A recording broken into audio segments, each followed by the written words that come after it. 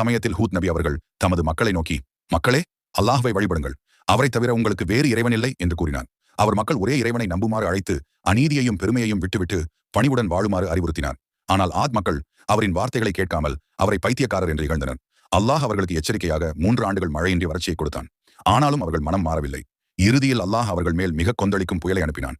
அது 7 இரவும் 8 பகலும் நீடித்து அவர்களின் அனைத்தையும் அழித்தது. அவர்களின் வலிமை, செல்வம், கட்டிடங்கள் அனைத்தும் அந்த புயலால் நாசமாயின. ஆனால் ஹூத் நபி அவரும் அவருடன் இருந்த சில விசுவாசிகளும் மட்டுமே பாதுகாப்பாக இருந்தனர். அவர்கள் பிறகு ஹத்ரமவுத் பகுதியில் வாழ்ந்தனர் என்று வரலாறு கூறுகிறது.